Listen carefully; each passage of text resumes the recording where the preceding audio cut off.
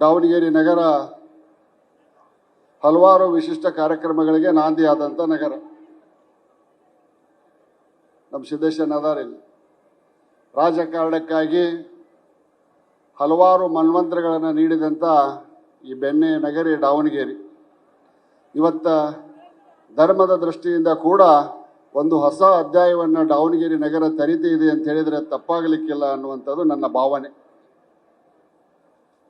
ಪಂಚಪೀಠಾಧೀಶರ ಈ ಸಮಾವೇಶದಲ್ಲಿ ಈಗಾಗಲೇ ಹಲವಾರು ಜನ ಮಾತನಾಡಿದ್ದಾರೆ. ಸಮಯದ ಅಭಾವ ಕೂಡಿದೆ, ಜಗದ್ಗುರುಗಳ ಆಶೀರ್ವಾದಗಳನ್ನು ಕೇಳಬೇಕಾಗಿದೆ.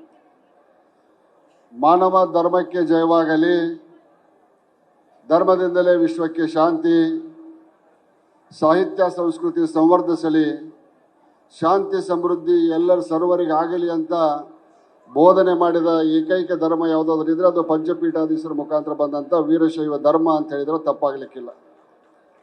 ನೋಡ್ರಿ, ಇಲ್ಲಿ ಎಲ್ಲಷ್ಟು ಲೆವಲೇಶದಷ್ಟು ಸ್ವಾರ್ಥ ಇಲ್ಲ. ಬಾಯ್ ಮಾಡಬೇಡ್ರಿ ಯಜಮಾನ್ರೆ, ಬರೋವ್ರನ್ನ ಬಿಟ್ಬಿಡ್ರಿ. ಮಾನವ ಧರ್ಮಕ್ಕೆ ಜಯವಾಗಲಿ. ಇಲ್ಲೇ ಲಿಂಗಾಯತರು ಅವರು ಇವರು ಬೇರೆ ಜಾತಿಯವರು ಒಳ್ಳೇದಾಗಲಿ ಅಂತಿಲ್ಲ. ಸಮಸ್ತ ಮಾನವ ಕುಲಕ್ಕೆ ಜಯವಾಗಲಿ, ಧರ್ಮದಿಂದಲೇ ವಿಶ್ವಕ್ಕೆ ಶಾಂತಿ. ಇವತ್ತ ನಮ್ಮ ದೇಶದಲ್ಲಿರ್ಬೋದು, ಪರರಾಷ್ಟ್ರಗಳಲ್ಲಿ ಬೇಕಾದಷ್ಟು ಶಸ್ತ್ರಾಸ್ತ್ರಗಳಿದ್ರೂ ಕೂಡ ಯಾವ ದೇಶವೂ ನೆಮ್ಮದಿಯಿಂದಿಲ್ಲ. ಆ ಕಾರಣಕ್ಕಾಗಿ ಧರ್ಮದಿಂದಲೇ ವಿಶ್ವಕ್ಕೆ ಶಾಂತಿ ಅಂದರು. ಪ್ರಸ್ತುತ ರಂಭಾಪುರಿ ಪೀಠದ ಜಗದ್ಗುರುಗಳು ಸಾಹಿತ್ಯ ಸಂಸ್ಕೃತಿ ಸಂವರ್ಧಿಸಲಿ, ಶಾಂತಿ ಸಮೃದ್ಧಿ ಸರ್ವರಿಗಾಗಲಿ ಅನ್ನುವಂಥ ಸಂದೇಶವನ್ನು ನೀಡಿದಂಥ ಏಕೈಕ ಪೀಠ ಅಂದರೆ ರಂಭಾಪುರಿ ಪೀಠ. ಅದರ ಜೊತೆಗೆ ಉಳಿದ 4 ಪೀಠಗಳು ಅದಾವ ಅನ್ನುವಂಥ ಭಾವನೆಯನ್ನು ನಾನು ವ್ಯಕ್ತಪಡಿಸ್ತಾ ಇದ್ದೇನೆ. ಪಂಚಪೀಠಾಧೀಶರು ಇವತ್ತು ಒಂದೇ ವೇದಿಕೆ ಮೇಲೆ ತಾವೆಲ್ಲರೂ ವಿರಾಜಮಾನರಾಗಿದ್ದೀರಿ. ತಮಗೇನು ಅನಿಸ್ತೈತೆ ಏನೋ ನಮಗೆ ಗೊತ್ತಿಲ್ಲ, ಆದರೆ ನನಗೆ ಅನಿಸ್ತೈತಿ ನಮ್ಮ ಜನ್ಮ ಸಾರ್ಥಕವಾಯಿತು, ನಮ್ಮ ಜನ್ಮ ಪಾವನವಾಯಿತು ಪಂಚಪೀಠಾಧೀಶರನ್ನು ಒಂದೇ ವೇದಿಕೆ ಮೇಲೆ ನೋಡಿ ಅಂತ. ಇಷ್ಟೊಂದು ಶಿವಾಚಾರ್ಯರನ್ನು ನೋಡ್ತಾ ಇದ್ದೇವೆ. ಶಿವನ ಕೈಲಾಸದ ಒಡ್ಡೋಗಲದಂತೆ ಕಾಣ್ತಿರ್ತಕ್ಕಂಥ ಈ ಒಂದು ಸಭೆ, ಇದನ್ನು ಕಲ್ಯಾಣ ಮಂಟಪದಾಗ ಹಾಕೋದು ಬಿಟ್ಟು ಹೊರಗೆ ಒಂದು ದೊಡ್ಡ ಪೆಂಡಾಲ್ ಹಾಕಿ ಮಾಡಿದ್ರೆ ಇಡೀ ದೇಶಕ್ಕೆ ಒಂದು ದೊಡ್ಡ ಸಂದೇಶವಕ್ಕಿತ್ತು, ಲಕ್ಷಾಂತರ ಜನ ಸೇರ್ತಿದ್ರು ಅನ್ನುವಂಥದ್ದು ನನ್ನ ಭಾವನೆ. ಮುಂದಿನ ದಿವಸ ಇಂಥ ಕಾರ್ಯಕ್ರಮಗಳಾಗುವಂಥ ಸಂದರ್ಭದಲ್ಲಿ ಒಂದು ದೊಡ್ಡ ವಿಶಾಲವಾದಂಥ ಬಯಲಿನಲ್ಲಿ ಪೆಂಡಾಲ್ ಹಾಕಿ ಮಾಡಿದ್ರೆ ಇದಕ್ಕಿಂತಲೂ ಹೆಚ್ಚು ಜನ ಸೇರ್ತೈತಿ. ಭಕ್ತಾದಿಗಳು ತಮ್ಮ ದರ್ಶನಾಶೀರ್ವಾದವನ್ನು ಪಡ್ಕೊಂಡು ಪುನೀತರಾಗ್ತಾರೆ ಅನ್ನುವಂಥ ಭಾವನೆಯನ್ನು ವ್ಯಕ್ತಪಡಿಸ್ತಾ ನಾನು ಹೆಚ್ಚಿಗೆ ಏನು ಹೇಳಕ್ಕೆ ಹೋಗೋದಿಲ್ಲ.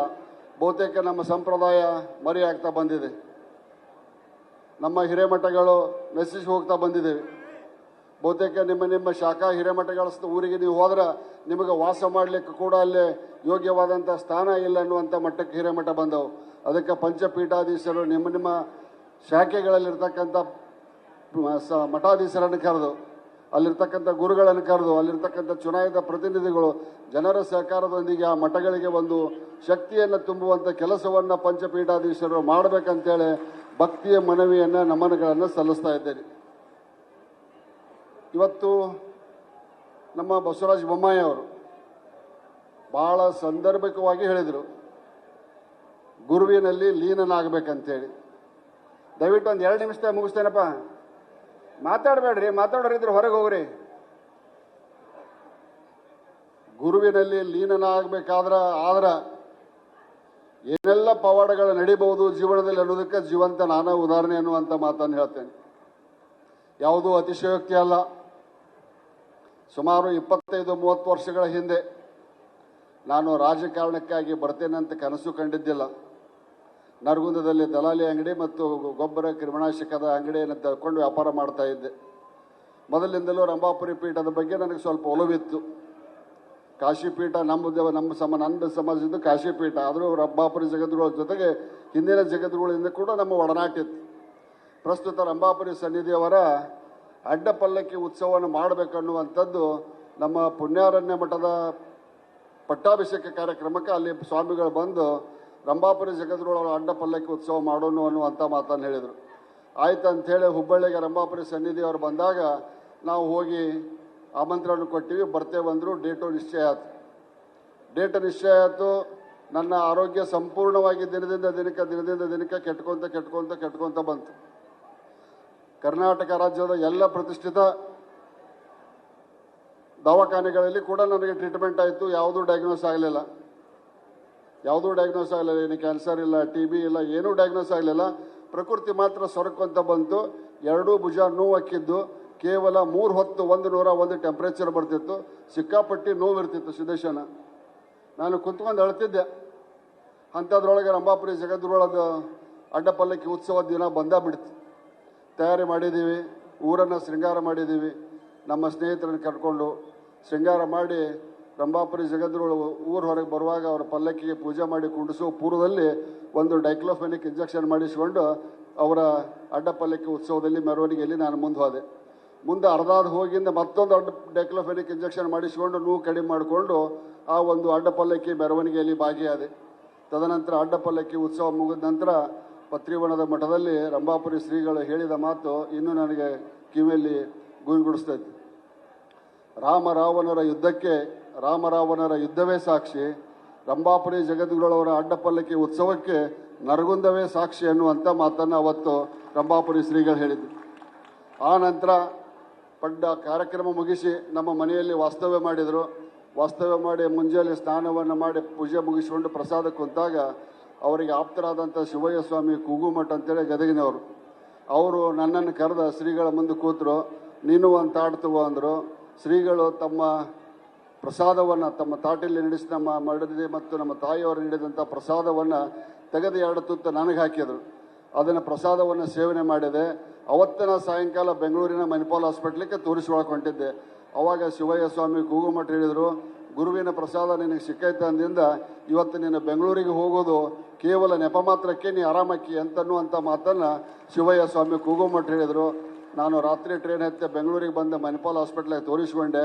ನಿನಗೇನೂ ಆಗಿಲ್ಲ ಅಂಥೇಳಿ ಕೇವಲ ಒಂದು ನಿಮಿಷಲೈಡ್ ಗುಳಿಗೆ ನೈಸ್ ಅನ್ನುವಂಥ ಗುಳಿ ಇರ್ತದೆ 10 mg 2 ದಿವಸ ತಗೋ, ಮುಂದೆ 5 mg 2 ದಿವಸ ತಗೋ, ನಿನಗೆ ಆರಾಮಾಕೈತೆ ಅಂದರು. ಅವತ್ತು ಪ್ರಸಾದ ತೊಗೊಂಡು ಆರಾಮಾಗಿದ್ದು ಹೊಳ್ಳಿ ಇನ್ನೂ ಮಟ್ಟ ನನಗೆ ಜೀವನದೊಳಗೆ 40 ವರ್ಷ ಆದರೂ ಭುಜ ನೋವು ಬಂದಿಲ್ಲ ಅನ್ನುವಂಥ ಮಾತನ್ನು ಹೇಳ್ತೇನೆ. ನಾನು ಹೇಳುವುದಂಥ ತಾತ್ಪರ್ಯ ಅಂದರೆ ಇದು ನನ್ನ ಜೀವನದಲ್ಲಿ ನಡೆದ ಘಟನೆ. 2013 ನನಗೆ ಗುಂಡು ಬಡಿದಾಗ ನಾ ದವಾಖಾನೆಗೆ ಹೊಂಟೇನೆ. ರಂಭಾಪುರಿ ಜಗದ್ಗುರುಳು ನಮ್ಮ ಮನೆಗೆ ಬಂದು ಪೂಜೆ ಮಾಡ್ಕೊಂಡು ಹೋದರು. ನನ್ನ ಗುಂಡಿನ ದೇಹದಲ್ಲಿ ಪೊಲೀಸ್ ರಿವಾಲ್ವರ್ನಿಂದ ಹೊಡೆದಂಥ ಗುಂಡು 14 ಇಂಚ್ ಹೋಗೈತಿ. ಇವತ್ತಿಗೂ ನಾನು 2013 ಇವತ್ತು 2025ರವರೆಗೆ ನಾನು ಆರಾಮದೇನೆ ಅಂದ್ರೆ ಗುರುಗಳ ಆಶೀರ್ವಾದದಿಂದ ನಾನು ಆರಾಮದೇನೆ ಅನ್ನುವಂಥ ಮಾತನ್ನು ಹೇಳಿ, ಭಕ್ತಿಯಿಂದ ಗುರುವಿನಲ್ಲಿ ನಮ್ಮನ್ನು ನಾವು ಸಮರ್ಪಣೆ ಮಾಡಿಕೊಂಡ್ರೆ ಗುರುವಿನಿಂದ ಏನು ಬೇಕಾದರೂ ಸಾಧಿಸಬಹುದು ಅನ್ನೋದಕ್ಕೆ ನಾನೇ ಒಂದು ಉದಾಹರಣೆ ಅಂಥೇಳಿ, ಅದಕ್ಕೆ ಕಾಟಾಚಾರಕ್ಕಾಗಿ ನಮಸ್ಕಾರ ಮಾಡಬಾರ್ದು, ಭಕ್ತಿಯಿಂದ ಗುರುವನ್ನು ನಂಬಬೇಕು ಅನ್ನುವಂಥ ಒಂದು ಸಂದೇಶ ಜನರಿಗೆ ಮುಟ್ಲಿ ಅನ್ನುವಂಥ ದೃಷ್ಟಿಯಿಂದ ನನ್ನ ಜೀವನದಲ್ಲಿ ನಡೆದಂಥ ಈ ಘಟನೆಯನ್ನು ಹೇಳಿದ್ದೇನೆ ಅನ್ನುವಂಥ ಮಾತನ್ನು ಹೇಳಿ, ಮತ್ತು ಬೇರೆ ಏನೂ ಇಲ್ಲ. ಪಂಚಪೀಠಾಧೀಶ್ವರರ ಈ ಸಮಾಗಮ ಏನೈತಲ್ಲ ಇದು ಮುಂದುವರೆದು ನಮ್ಮ ಸಮಾಜದಲ್ಲಿ ಸಾಕಷ್ಟು ಹಿರಿಯರಿದ್ದಾರೆ. ಸನ್ಮಾನ ಶಾಮನೂರು ಶಿವಶಂಕರಪ್ಪನವರಿದ್ದಾರೆ, ಸಿದ್ದೇಶಣ್ಣ ಇದ್ದಾನೆ, BS ಯಡಿಯೂರಪ್ಪನವರಿದ್ದಾರೆ, ಬಸವರಾಜ ಬೊಮ್ಮಾಯಿ ಅವರಿದ್ದಾರೆ. ಇವರೆಲ್ಲರ ಒಂದು ನಾಡಿನ ಪ್ರಮುಖ